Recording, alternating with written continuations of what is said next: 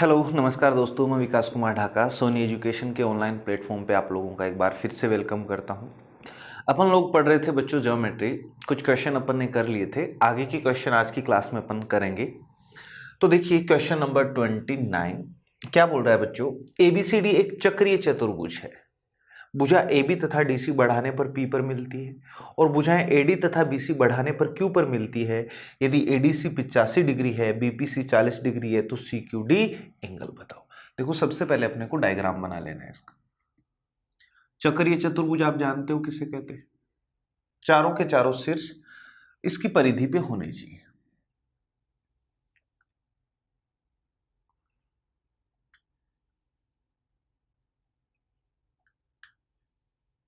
इस क्वेश्चन का डायग्राम कुछ ऐसे बने।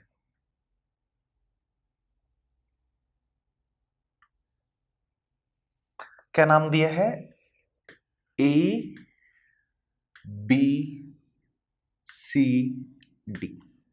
ये ABCD एक चक्रीय चतुर्भुज है, चारों के चारों शीर्ष वृत्त की परिधि पर स्थित है। अब देखो आगे इसने क्या बोला है बच्चों।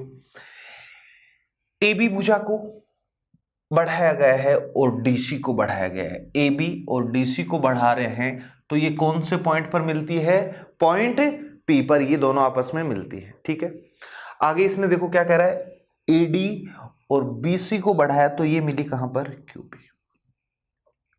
अब अपने को एंगल ADC दे रखा है 85, ADC ये वाला बच्चों 85 डिग्री। एक अपने को दे रखा है BPC 40 डिग्री ये वाला, और अपने से पूछा है एंगल CQD ये वाला एंगल पूछ रहा है, ये निकालना।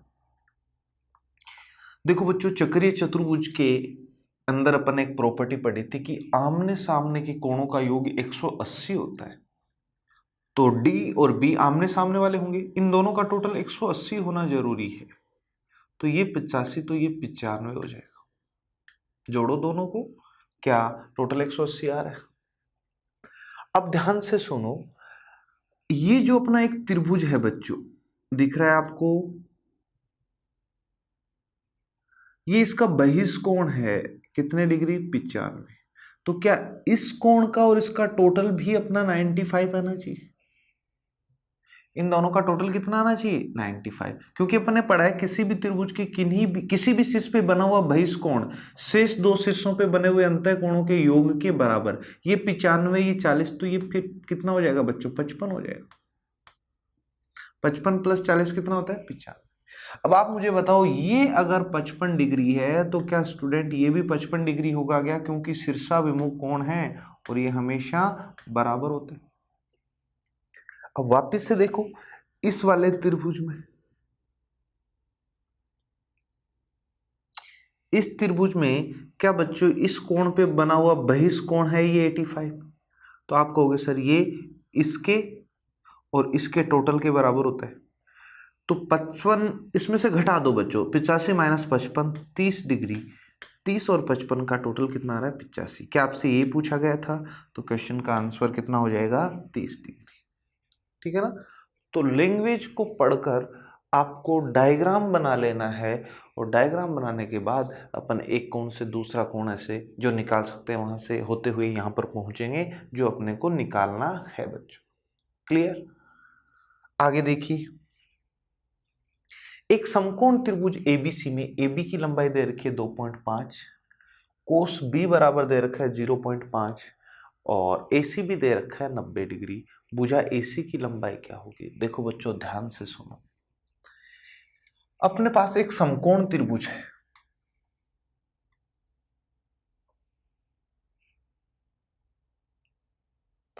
C पर 90 बनाना है। B और A जो आपको मन करे उधर लिख दो, कोई दिक्कत। AB की लंबाई दे रखी है 2.5, कोस B बराबर दे रखा है 0.5। देखो बच्चों ध्यान से देखना भाई, कोस B बराबर दे रखा है 0.5 का मतलब होता है 1/2। और बच्चों जब आप लोग ट्रिग्नोमेट्री पढ़ते हो तो वहां पर अपन देखते हैं कि कोस बी की वैल्यू कोस थीटा बराबर 1/2, ये आता है 60 डिग्री पे। कोस 60 डिग्री की वैल्यू कितनी होती है? 1/2। तो क्या मैं कह सकता हूं ये एंगल कितना है? 60 डिग्री। अब देखो आप लोग वहां पर एक चीज और पढ़ोगे बच्चों, लाल बट्टा कक्का। जो एंगल पता है उसके सामने की भुजा को लंब बोलते हैं, साथ वाली भुजा को आधार बोलते हैं, और ये भुजा अपनी कर्ण हो जाएगी। कर्ण मुझे पता है, ये एंगल मुझे पता है 60 डिग्री है। लंब और आधार में से अपने को कौन सी भुजा निकालनी है? एसी की लंबाई, यानी अपने को लंब निकालना है।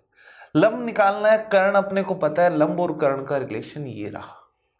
और लाल बटा ये होता है साइन, ये कोस, ये टेन। तो देखो साइन 60 बराबर हो जाएगा बच्चों, साइन 60 डिग्री बराबर हो जाएगा लंब बट्टा कर्ण। लंब क्या है भाई यहां पर? एसी, और कर्ण कितना है? 2.5। क्या साइन 60 की वैल्यू आपको पता है बच्चों? √3/2 होती है एसी। ये 0.25 को आप लिख सकते हो 5/2, 5 का आधा होता है, 2 ऊपर चला गया, या डेसिमल हटाओगे ऊपर 10, 5 से काटोगे 2 बार, 25 को 5 से काटोगे 5, यही आ जाएगा भाई। अब देखो मुझे एसी चाहिए तो 5 इधर आ जाएगा, एसी बराबर ये 5 इधर आ जाएगा तो 5√3 बन जाएगा, और क्या बच्चों ये 2 इधर बट्टा में आएगा तो 4 बन जाएगा। एसी की लंबाई पूछ रहा है, क्वेश्चन का आंसर हो जाएगा 5√3/4, यानी कि ऑप्शन ए।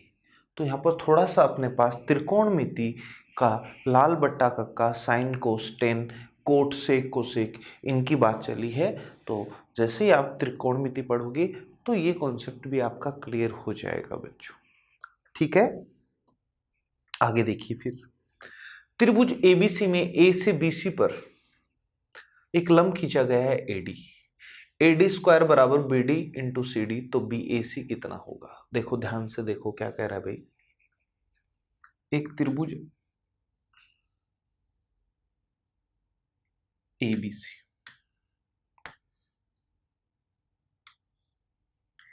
ए से बीसी पर इसने एक लंब डाल दिया एडी।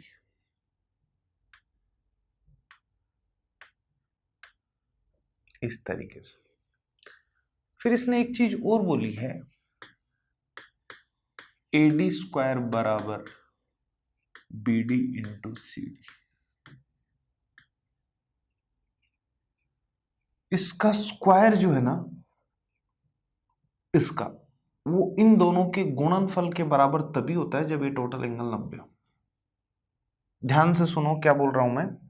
किसी भी समकोण त्रिभुज में अगर आप यहां से कर्ण पे लंब डालते हो तो इसका जो स्क्वायर होता है ना बच्चों, वो इसके और इसके गुणनफल के बराबर होता है। इसने उल्टा दे दिया कि इसका स्क्वायर जो है, इस लंब का स्क्वायर इन दोनों दो भागों में बांट रहा है, इन दोनों के गुणनफल के बराबर हो, तो ये एंगल जरूर अपना कितना होता है? 90 होता है। ये ध्यान रखना आपसे यही पूछा है एंगल बी ए सी कितना होगा, तो ये चीज ध्यान रखना भाई, ये हमेशा कितना होता है? 90 डिग्री होता है। समकोण त्रिभुज में 90 डिग्री वाले शीर्ष से कर्ण पे अगर आप शीर्ष लंब डालते हो तो वो इस कर्ण को दो भागों में बांटता है। इन दोनों का गुणनफल जो होता है वो इसके स्क्वायर के बराबर होता है। और कभी भी आपको शीर्ष लंब का स्क्वायर इन दोनों के गुणनफल के बराबर दे दे तो ये एंगल आपको कितना मान लेना है? 90 मान लेना है, ठीक है। आगे देखो, ओ त्रिभुज एबीसी का लंब केंद्र है, बीओसी ये है, तो बीएसी कितना होगा? देखो बच्चों ध्यान से, एबीसी त्रिभुज में है ना, ओ क्या है? लंब केंद्र है। और मैंने आपको बताया था लंब केंद्र पे बना हुआ कोण जो होता है ना बच्चों, वो 180 में से ए को घटाने पे आ जाता है। बीओसी पढ़ा है अपन ने, बीओसी जो होगा वो होगा 180 माइनस एंगल ए। ये चीज अपन ने पढ़ी। आपको देखो बीओसी दे रखा है 120, 180 माइनस ए, ए इधर आएगा पॉजिटिव हो जाएगा, और ये 120 इधर आके माइनस हो जाएगा, तो 60। क्वेश्चन का आंसर कौन सा हो जाएगा? डी हो जाएगा।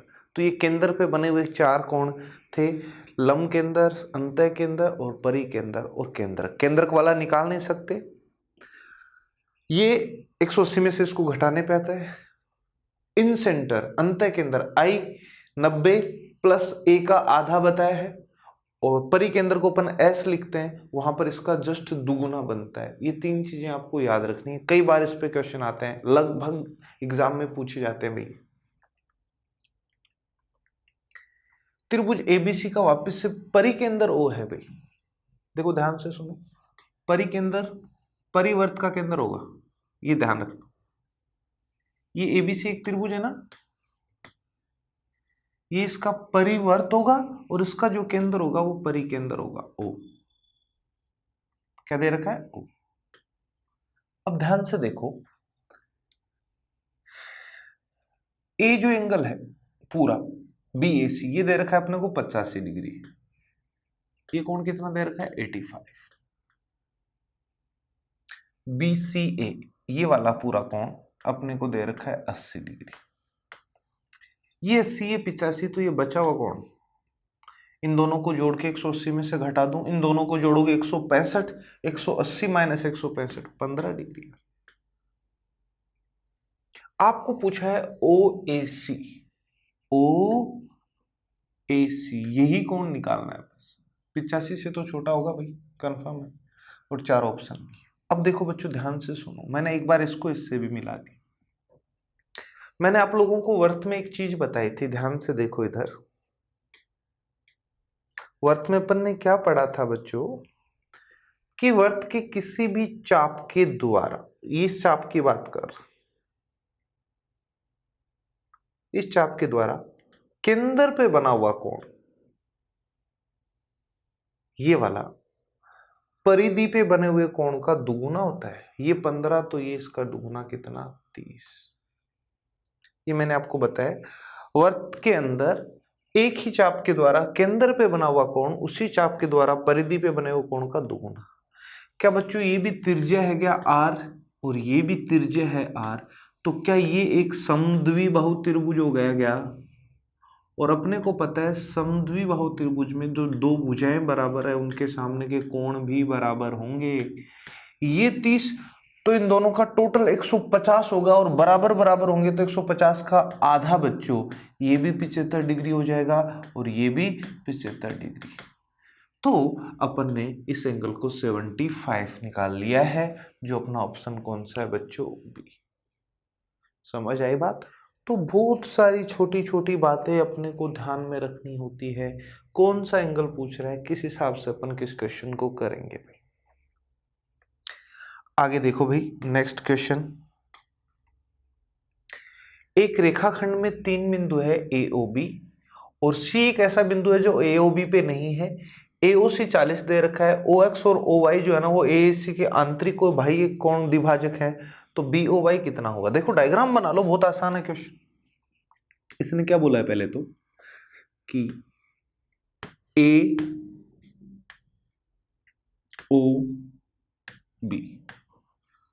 3, एक रेखाखंड पे 3 बिंदु है, ऐसे सीधी लाइन पे लेना है। C एक बिंदु है जो AOB पे नहीं है, लेकिन AOC 40 डिग्री है। AOC ये पूरा कोण अपने को दे रखा है 40 डिग्री। बच्चों ये 40, तो ये पूरा 140 हो जाएगा, क्योंकि एक सीधी रेखा पे बने हुए कोणों का योग 180। अब आगे देखो क्या कर रहा है कि OX और OY है ना वो कोण AOC के आंतरिक और बाह्य द्विभाजक है। क्या बोल रहा है ध्यान से सुनो, OX है ना वो तो AOC के आंतरिक कोण का इसको बाइसेक्ट करेगा, 40 40 40 है टोटल, तो 20 20 OX, और OY इसके बहिष्कोण का कोण समद्विभाजक है OY, पूरा 140, तो ये भी 70 और ये भी 70। बच्चों आपसे कौन सा एंगल पूछ रहा है? ये आपसे BOY पूछ रहा है, तो आंसर आ गया 70, यही अपना आंसर है। तो आप तो क्वेश्चन की लैंग्वेज को पढ़कर अच्छे से बच्चों डायग्राम बना लिया करो, उसके बाद सारी चीजें आपके सामने होंगी। ठीक है, अगला क्वेश्चन देखो भाई। एक त्रिभुज की दो भुजाएं 4 सेंटीमीटर तथा 10 सेंटीमीटर लंबी है, तीसरी भुजा की लंबाई a है, तो a का कौन सा मान सही है? देखो ध्यान से सुन, दो साइड अपने को दे रखी, तीसरी नहीं पता। मैंने आप लोगों को एक बात बताई थी, दोनों भुजाओं का जो अंतर है, कितना है अंतर? 6। ये तो तीसरी से छोटा होगा, और दोनों का टोटल जो होगा 14, वो तीसरी से बड़ा होगा। दोनों का टोटल 14, ये वाली 14 से तो छोटी होगी, दोनों का अंतर 6, 6 से ये भुजा बड़ी होगी। तो ये कह सकते हो कि a की कोई भी वैल्यू हो सकती है, लेकिन 6 से तो बड़ी होनी चाहिए और 14 से छोटी होनी चाहिए। अपना ऑप्शन कौन सा आ गया बच्चों? डी। ठीक है।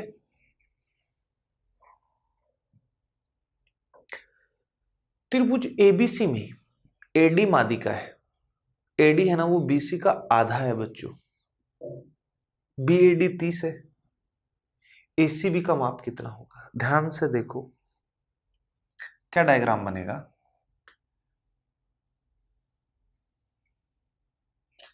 त्रिभुज एबीसी में एडी अपनी माध्यिका है, माध्यिका मतलब ये इसके बराबर, और मान लो ये टोटल बीसी, इसको इधर एक्स मानो तो ये भी कितनी होगी? एक्स। तो बीसी की लंबाई 2x हो गई। जैसे ही यहां पर बीसी की जगह आप 2x रखोगे, 2 से 2 कट जाएगा, क्या एडी की लंबाई भी x, यानी ये तीनों बराबर आ गई, x x x। अब आप तो मुझे ये बता दो बच्चों, इस छोटे वाले त्रिभुज में ये दो भुजा बराबर हैं, तो क्या सामने के कोण भी बराबर होंगे? समद्विबाहु त्रिभुज है कि नहीं? ये छोटे वाला इधर वाला, अपने को बी एडी दे रखा है 30 डिग्री, तो ये भी कितना? 30 बराबर होंगे ना इन दोनों के साथ। ये 30, तो तीसरे कोण पे बना हुआ बहिष्कोण इन दोनों का टोटल 60 होगा। कितना हो जाएगा? 60। अब आप मुझे ये बता दो, ये वाला भी तो एक समद्विबाहु त्रिभुज है, तो इसके सामने के दोनों कोण, एक तो ये वाला बच्चों और एक ये वाला, ये भी तो बराबर होंगे, होंगे कि नहीं? तो अब आप मुझे बताओ, ये 60 है तो इन दोनों का टोटल 120 होना जरूरी है, और बराबर भी तो 120 का आधा आधा होंगे, यानी ये भी कितना होगा? 60, और ये भी कितना होगा? 60। आपसे पूछ रहा है ए सी बी, ये वाला कोण, तो क्वेश्चन का आंसर कितना हो जाएगा? 60। आंसर कितना हो जाएगा भाई? 60 डिग्री। ठीक है, नेक्स्ट क्वेश्चन पढ़ो सभी बच्चे।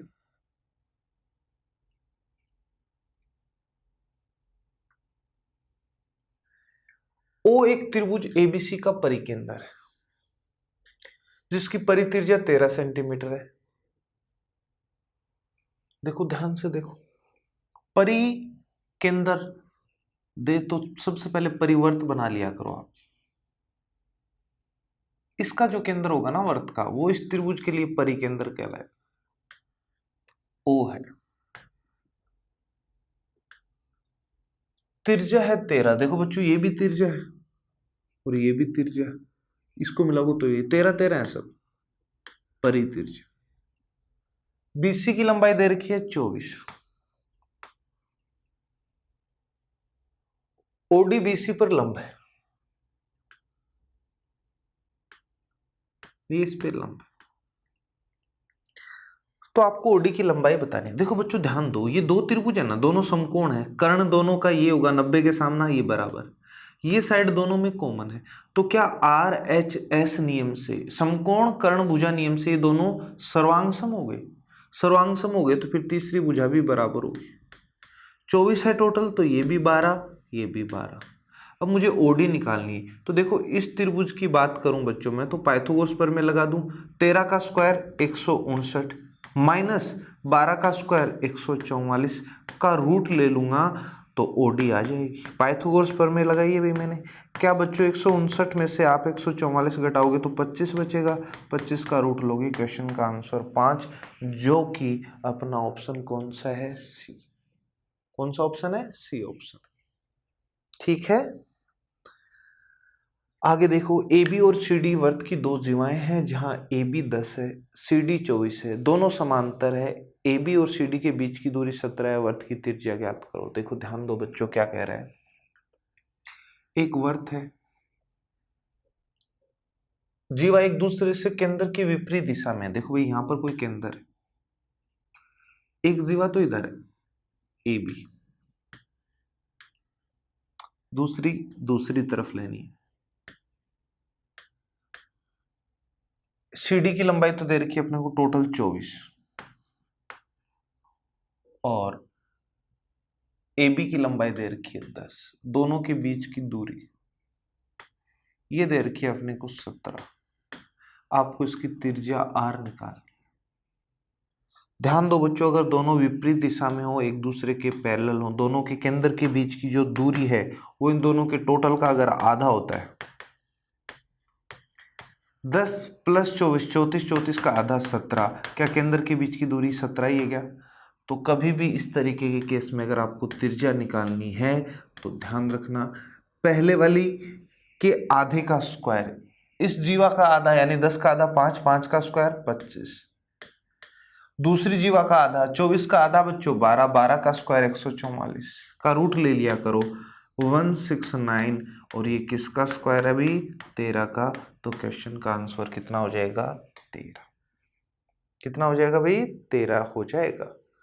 इस तरीके के क्वेश्चन को आप ऐसे कर सकते हो। अदरवाइज देखो भाई, ये इस पे लंब डाला, अपन ने देखा था केंद्र से जीवा पे लंब डालता है तो आधा आधा तोड़ता है। ये 5, 24 का आधा 12, ये भी तो आर होगी ना। एक बार इसको मानोगे आप x, तो ये यहां से यहां तक बचेगी, वो बचेगी 17 - x। क्या बचेगी? 17 - x, और ये x। एक बार इसमें पाइथागोरस प्रमेय लगाओगे, r² = 5 का स्क्वायर प्लस x का स्क्वायर। फिर एक बार इसमें आप पाइथागोरस प्रमेय लगाओगे तो वापस से r² ही आएगा ना, तो उसी के आगे लिख देंगे 12 का स्क्वायर प्लस 17 - x का स्क्वायर। दोनों को बराबर करके x की वैल्यू निकाल लेंगे, x की वैल्यू वापस से रखेंगे तो फिर r आ जाएगी। तो पूरा लेंदी करने के लिए मैंने आपको बता दिया, बेसिक तरीका इसका ये होगा। लेकिन आप तो ध्यान रखा करो, अगर दोनों जीवाएं एक दूसरे से विपरीत दिशा में हैं, दोनों के बीच की दूरी अगर दोनों के टोटल का आधा है, 10 + 24, 34 का आधा 17 ही है ना, तो त्रिज्या निकालने के लिए इसका हाफ का स्क्वायर और इसके हाफ के स्क्वायर को जोड़ के रूट ले लिया करो। दूसरी बात और ध्यान रखना, अगर मान लो ये दोनों केंद्र से एक ही तरफ होती तो फिर ध्यान रखना दोनों के बीच की जो दूरी है वो इन दोनों के अंतर के आधे के बराबर होगी। जैसे 24 प्लस की जगह क्या करेंगे? माइनस। 24 - 10 बच्चों 14, 14 का आधा 7 होती तो फिर तो भी आर निकालने का यही तरीका है। ठीक है, तो एग्जाम में कभी भी ऐसा क्वेश्चन आपको दिखाई दे, आप डायरेक्ट किया करें इसे। बेसिक मैंने आपको बता दिया कैसे करना। ए बी और सी डी वर्त के व्यास है। व्यास हमेशा बच्चा ध्यान रखना केंद्र पे मिलते हैं दोनों व्यास। ये केंद्र है, ओ बी डी दे रखा है 50, ये दिख रहा है ना छोटा सा एंगल, ये दे रखा है अपने को वही 50। तो आपसे पूछ रहा है ए ओ सी, ये पूछ रहा है। आप तो मुझे बताओ, अगर ये केंद्र है बच्चों तो ये भी तिर्ज्या और ये भी तिर्ज्या, क्या ये एक समद्विबाहु त्रिभुज बन गया? तो जो दो भुजाएं बराबर हो उनके सामने के कोण, इसके सामने का ये बराबर, ये 50 तो ये भी कितना? 50। अब इसमें ये 50 ये 50, दोनों का टोटल 100, तो ये बचा हुआ कोण कितना? 80, टोटल 180। ये 80 तो ये भी 80, क्यों? क्योंकि शीर्षाभिमुख कोण है, तो 80 अपना इस क्वेश्चन का आंसर हो जाएगा। ठीक है, आगे देखो, ए बी वर्त का व्यास दे रखा है, इसमें ओडी त्रिज्या है, बीडी पर एक कोई बिंदु सी है, बीडी चाप पर कोई एक पॉइंट सी है। आपको पूछा है ए सी डी कितना होगा। देखो बच्चों ध्यान दो, ए सी डी निकालना है अपने को, ये वाला। आप तो मुझे ये बता दीजिए, क्या ये जो कोण है वो इस कोण के बराबर होगा क्या? इसके बराबर क्यों होगा? अगर ये थीटा है ना बच्चों, तो ये भी थीटा ही होगा। अपन ने पढ़ा था एक ही चाप के द्वारा परिधि पे बना हुआ कोण, ये भी देखो इसी पे बना है और ये भी इसी चाप के द्वारा बना है, बराबर होते हैं। ये अगर थीटा है तो ये भी कितना थीटा। मुझे ये निकालना है तो भले ही ये निकाल सकता हूं। अब आप मुझे ये बता दीजिए क्या बच्चों, ये 90 तो इधर वाला भी कितना 90। इस एडी चाप के द्वारा केंद्र पे बना हुआ कोण 90, तो इस एडी चाप के द्वारा परिधि पे बना हुआ कोण क्या इसका आधा होता है? तो थीटा बराबर 90 का आधा हो जाएगा 45 डिग्री, जो इस क्वेश्चन का आंसर। किसी भी चाप के द्वारा केंद्र पे बना हुआ कोण 90, तो परिधि पे बना हुआ कोण 90 का आधा बच्चों, हमेशा आधा होता है, तो 45 डिग्री अपना इसका आंसर हो जाएगा। आगे देखिए, एबीसीडी एक चक्रीय चतुर्भुज है जिसकी भुजा AB शीर्ष एबीसीडी से होकर जाने वाले वर्त का व्यास है।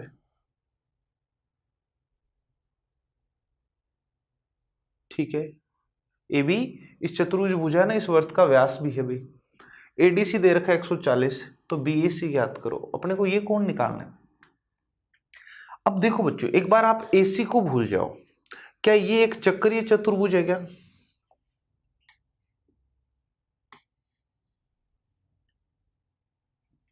आप तो मुझे ये बता दो, अगर AC नहीं लूं तो ABCD चारों शीर्ष इस वर्त की परिधि पे चक्रीय चतुर्भुज।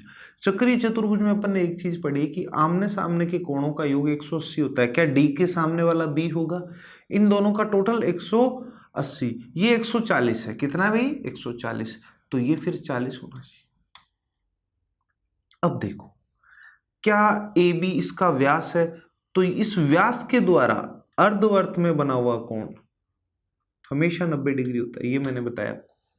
किसी भी व्यास के द्वारा अर्धवर्त में बना हुआ कोण, क्या ये A से शुरू होकर B पे खत्म हो रहा है, तो ये 90, ये 90, ये 40, तो इस त्रिभुज का तीसरा कोण 50 होगा, क्योंकि दोनों का टोटल 130, 180 माइनस 130 कितना 50, और यही आपसे पूछा था, तो अपना ऑप्शन कौन सा हो जाएगा बच्चों? C हो जाएगा। ठीक है ना, एक तो चक्रीय चतुर्भुज ये 140, तो ये 40 क्यों हुआ? क्योंकि चक्रीय चतुर्भुज में आमने सामने के शीर्षों पे बने हुए कोण का योग 180, ये 140, तो ये 40। फिर मैंने बात की इस BCA त्रिभुज में व्यास के द्वारा परिधि पे बना हुआ कोण 90 डिग्री होता है, क्योंकि ये 180 है तो ये इसका आधा होता है 90, ये 90 है, ये 40, तो तीसरा कोण अपन निकाल सकते हैं। क्लियर? आगे देखिए भी, मैंने आप लोगों को एक बात बताई थी, इस पॉइंट को P कहूं, इस जीवा को AB, इसको CD, भले ही दो जीवा अंदर काटे या बाहर, PA into PB, PA into PB बराबर PC इंटू PD होता है। बताया था ना मैंने, अंदर काटे या बाहर काटे। क्या बच्चों, PA की लंबाई 2 है, PB की लंबाई 6, PC की लंबाई 3, PD की लंबाई x, 3 से काट दो 2 बार, 2 गुना 2 4, x बराबर क्या आ गया 4, तो B अपना आंसर हो जाएगा। क्लियर? एक 5 सेंटीमीटर त्रिज्या वाले वर्त में एक जीवा PQ खींची जाती है जो 8 सेंटीमीटर लंबी है। P तथा Q पर दो स्पर्श रेखाएं खींची जाती है जो T बिंदु पर मिलती है। TP की लंबाई ज्ञात करो। ध्यान से देखो क्या कह रहा है भाई, एक वर्त है, 5 सेंटीमीटर इसकी त्रिज्या है, एक जीवा है PQ, PQ एक जीवा है, इसकी लंबाई दे रखी है 8, ये इसका केंद्र मान लो O, तो इस पॉइंट को मिलाओगे त्रिज्या 5, इधर भी मिला दोगे तो ये भी इसकी त्रिज्या ही होगी भी 5। P और Q पर दो स्पर्श रेखाएं खींची गई है जो T बिंदु पर मिलती है, एक तो P पे स्पर्श रेखा और एक Q पे, ये दोनों एक दूसरे को कहां पर मिलती है? T बिंदु पे मिलती है। आपको TP की लंबाई पूछ रहा है, इसकी लंबाई देखो बच्चों, ध्यान दो, इसको मैं इससे मिला देता हूं। ठीक है, देखो ध्यान से देखो, मैंने आप लोगों को बताया था कि किसी भी बिंदु से दो स्पर्श रेखाएं खींची जा सकती है, और इसी बिंदु को अगर मैं केंद्र से मिलाऊं तो ये कोण समद्वि भाजक होगा, इधर भी और इधर भी। अब देखो ये त्रिभुज और ये त्रिभुज दोनों कॉन्ग्रेंट हो जाएंगे। क्या हो जाएंगे? कॉन्ग्रेंट। क्यों? ये भुजा 5 तो ये भी 5। ठीक है, ये भुजा दोनों में कॉमन है, दो कोण बराबर आ गए तो तीसरा कोण वैसे भी बराबर होगा, और अपने को पता है त्रिज्या और स्पर्श रेखा के बीच कोण कितना बनता है? 90।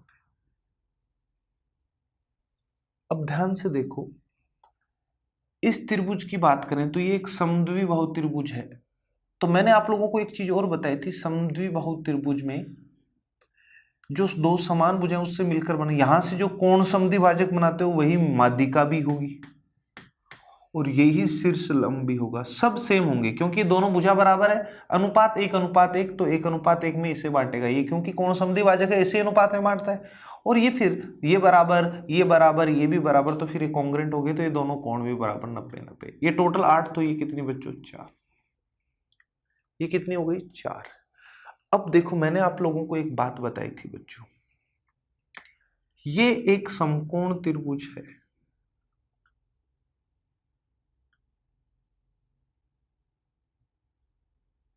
ये कोण 90, इसको थीटा, तो इसको 90 माइनस थीटा कहोगे। ये 5 ये 4, तो ये बच गए 3। ये 90 ये थीटा, तो ये बचा हुआ कोण भी 90 माइनस थीटा। अब देखो बच्चों, क्या इस त्रिभुज के तीनों कोण देखे जाएं तो आप कहोगे सर एक तो है 90, एक है थीटा, एक 90 माइनस थीटा। और इस पूरे त्रिभुज की बात करूं तो इसके भी तीनों कोण में एक तो है थीटा, एक है 90, एक है 90 माइनस थीटा, तो दोनों समरूप हो जाए। इस छोटे वाले त्रिभुज में कोण 1 और 90 के बीच की भुजा ली मैंने 3, तो इस बड़े वाले त्रिभुज में कोण 1 और 90 के बीच की भुजा लेनी पड़ेगी 5। छोटे वाले त्रिभुज में 90 और 90 माइनस थीटा के बीच की साइड ली मैंने 4, तो बड़े वाले में भी 90 और 90 माइनस थीटा के बीच की साइड लेनी पड़ेगी पीटी, जो अपने को नहीं पता। पीटी इधर ले आओ, क्या बच्चों 5 गुना 4 इधर जाएगा 20 और 3 बट्टा में आ जाएगा। क्या पीटी की लंबाई 20/3 आ गई? तो ये ऑप्शन कौन सा हो गया? बी हो गया। तो देखो मैंने आप लोगों को बताया भी था बच्चों कि सबसे ज़्यादा जो इम्पोर्टेंट है वो अपना त्रिभुज की थ्योरी हर जगह काम करेगी। त्रिभुज की थ्योरी हर जगह काम करेगी बच्चों, तो अपन ऐसे निकाल सकते हैं। आगे देखिए, पी ए तथा पी बी बिंदु पी से एक वृत्त पर खींची गई स्पर्श रेखा है और एक दूसरे से ये 80 डिग्री का कोण बनाती है। आपको पी ओ ए बताना। देखो बच्चों मैंने बताया था ये तो 90 होगा क्योंकि स्पर्श रेखा और त्रिज्या, ये 80 तो ये इसका ये वाली लाइन बाइसेक्ट करती है, टोटल 80 तो इधर भी 40 और इधर भी 40, ये 40 ये 50, ये 90, तो ये कितना बच गया भाई? 50, क्योंकि टोटल इस त्रिभुज में 180 होना चाहिए। आपको पी ओ ए ही पूछ रहा है तो क्वेश्चन का आंसर आ जाएगा 50। ठीक है, या यूं भी निकाल सकते थे, ये 80 तो ये पूरा होगा 100, क्योंकि इन दोनों का एक बार इस लाइन को भूल जाओ, ये 90 ये 90, इन दोनों का टोटल 180, तो मैंने बताया था इन दोनों का टोटल भी 180, जिसमें से ये पूरा 80 तो ये 100 तो ये एंगल बाइसेक्टर होगा तो 50-50। इस तरीके से भी आप कर सकते हो। चित्र में ए बी बराबर सी बी। देखो बच्चों, ए बी और सी बी बराबर, अगर बराबर है तो ये कोण समद्विभाजक होता है, ध्यान रखना। अगर ये बराबर नहीं है तो ये भी अलग अलग होंगे। ए बी ओ दे रखा है 30, तो ये 30 तो इधर वाला भी 30 ही होगा। सी बी ओ बी कितना होगा? 30, यही पूछा है अभी। आगे देखो, यदि एडी की लंबाई 10 सेंटीमीटर है, बीसी की लंबाई 8, देखो बच्चों ध्यान दो, यहां से इस पे लंब डालो, केंद्र से जीवा पर डाला गया लंब उसे हाफ हाफ तोड़ता है। अब देखो ध्यान से सुनो, अगर छोटे वाले को, तो ये एडी बड़े वाले की जीवा है, इससे केंद्र से लंब डाला, टोटल की लंबाई 10, तो यहां से लेकर यहां तक की दूरी ये हो जाएगी 10 का आधा 5, इधर भी 5। अब बात करें बीसी, ये भी तो जीवान है छोटे वाले की, इसकी लंबाई 8, तो आप कहोगे सर इधर ये भी 4 और इधर ये भी 4। मैंने बताया किसी भी वृत्त की जीवा पर केंद्र से डाला गया लंब उस जीवा को 2 बराबर भागों में बांटता है। आपसे पूछा है CD की लंबाई, देखो बच्चों ये टोटल 5 है, जिसमें से ये 4 तो ये बचा हो कितना 1, तो क्वेश्चन का आंसर हो जाएगा 1। कितना हो जाएगा 1। BAC ये वाला कोण और OBC ये वाला कोण, इन दोनों का टोटल बताना। देखो बच्चों ध्यान दो, इस कोण को अगर मैं थीटा मान लूं तो देखो ये दोनों त्रिज्या है, OB भी त्रिज्या है OC, तो ये समद्विबाहु त्रिभुज बन गया, ये थीटा तो ये भी थीटा। अब अपने को पता है ये वाला जो कोण होगा ना वो निकाल सकते हैं, 180 में से इन दोनों को घटा देंगे, 180 माइनस 2 थीटा, ये वाला कोण आ गया। किसी भी चाप के द्वारा केंद्र पे बना हुआ कोण आपने निकाल लिया, तो क्या परिधि पे बना हुआ कोण इसी चाप के द्वारा बने ना, ये केंद्र पे बना हुआ और परिधि पे, इस चाप के द्वारा केंद्र पे बना हुआ कोण आपका आया 180 माइनस 2 थीटा, तो इसी चाप के द्वारा परिधि पे बना हुआ कोण इसका आधा 2 से भाग दो, 180 को दोगे 90 माइनस इसको भी 2 से देना है थीटा।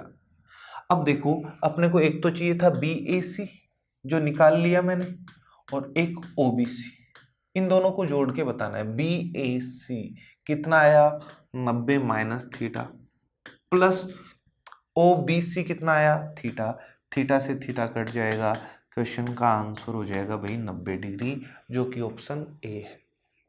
कौन सा ऑप्शन है? ए ऑप्शन अपना आंसर है। एक वर्त के केंद्र से समान दूरी पर स्थित जीवाएं एक दूसरे की क्या होती है? समान होती है लंबाई में। बच्चों मैंने बताया था एक ही वर्त में दो समान लंबाई की जीवा होंगी तो केंद्र से समान दूरी पर होंगी, और अगर केंद्र से समान दूरी पर है तो उनकी लंबाई भी समान होगी। उल्टा भी सही होता है भाई, तो वही पूछ रहा था। एक वर्त के किसी चाप का डिग्री माप 180 डिग्री है, वह चाप क्या है? देखो बच्चों, किसी भी चाप के द्वारा केंद्र पे बना हुआ कोण 180 कब हो सकता है? जब ये एक स्ट्रेट लाइन हो। तो बताइए ये जो चाप होगा क्या वो अर्धवर्त का चाप होगा क्या? 180 तभी बनेगा जब ये स्ट्रेट लाइन हो, तो आप कहोगे सर वो अर्धवर्त का चाप होगा। ठीक है, आगे देखिए, 3 सहरेखीय बिंदु से गुजरने वाले वर्तों की संख्या। सहरेखीय का मतलब ये। अब मुझे एक बात बताइए, क्या इन तीनों बिंदु से होकर किसी वर्त की परिधि गुजर सकती है क्या? अगर बच्चों इन तीनों से होकर आप कोई वर्त बनाने की कोशिश करोगे तो नहीं, क्योंकि वर्त की परिधि कभी भी सीधी हो ही नहीं सकती, और सहरेखीय का मतलब होता है सीधी, तो ऐसा कोई भी वर्त आप नहीं बना सकते। तो आपका आंसर होगा 0। 3 सहरेखीय बिंदु वर्त की परिधि पे नहीं हो सकते, क्योंकि बच्चों अपने को पता है वर्त की परिधि ऐसे कर्व्ड होती है, स्ट्रेट कभी होती नहीं, तो एक भी नहीं बना सकते। इस तरीके का वर्त नहीं होता भाई, ये तो वर्तखंड हो जाता है, वर्त का एक भाग, क्योंकि ऊपर से ये अपन ने छोड़ दिया है। यदि किसी वर्त में AB और BA चाप बराबर हैं तो देखो जितना चाप AB है उतना ही लंबा BA है। बराबर तो तभी होंगे ना जब ये दोनों इसके व्यास के पॉइंट होंगे, यानी ये अर्धवर्त का चाप होगा, तो आप कहोगे अर्धवर्त का चाप है।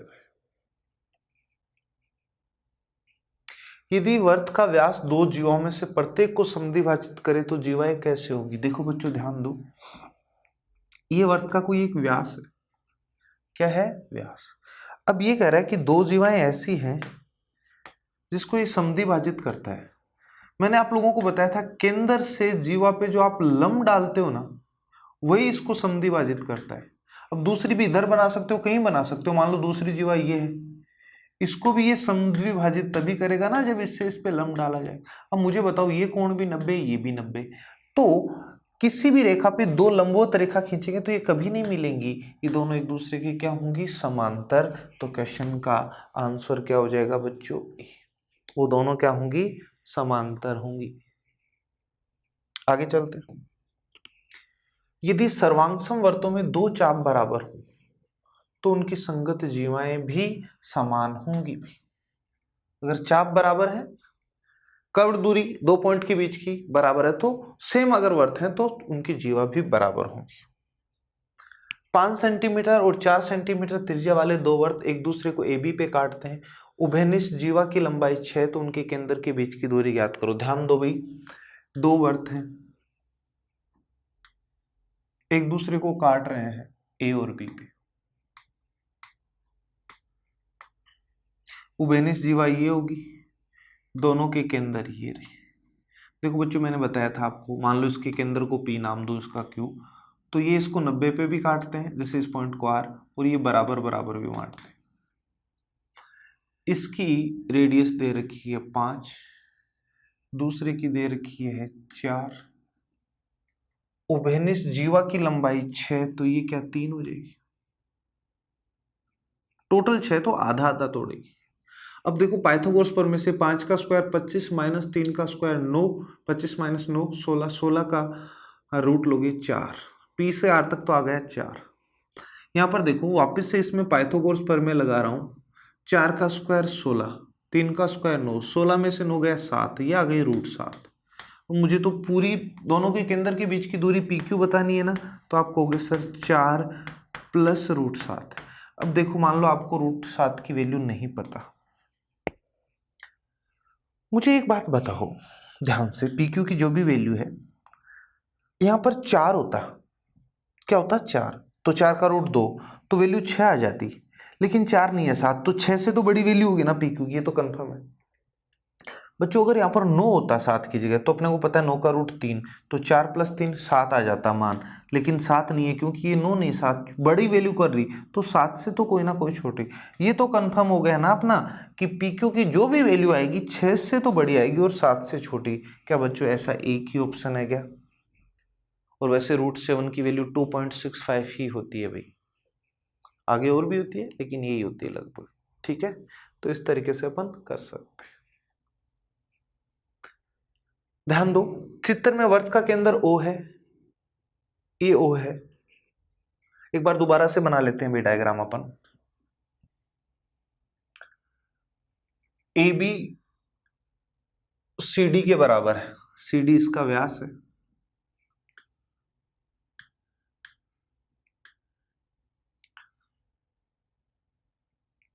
AOB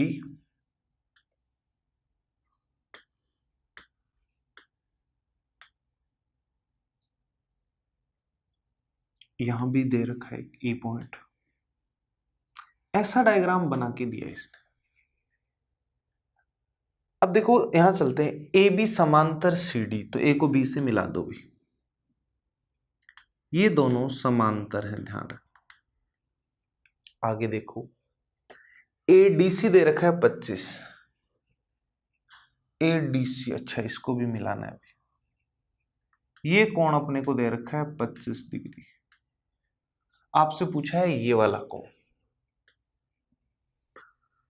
देखो बड़ा ही आसान है बच्चों, ध्यान से देखना।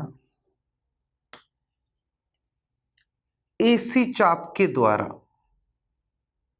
परिधि पे बना हुआ कोण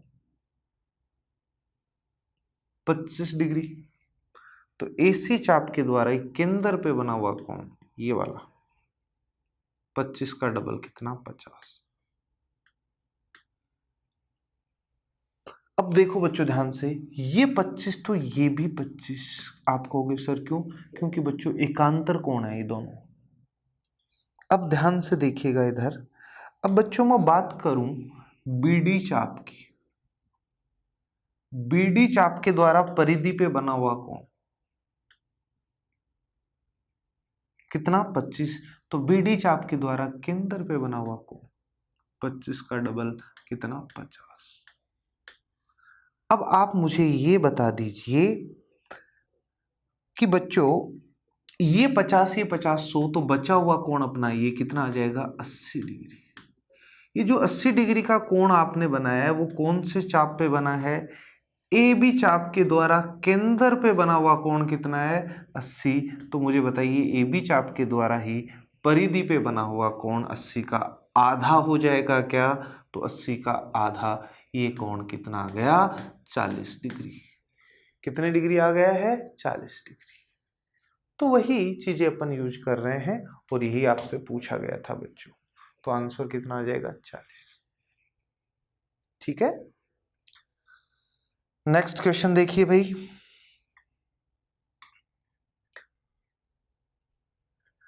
चित्र में वृत्त का व्यास दे रखा है AB, DAB दे रखा है 40, ये वाला कौन?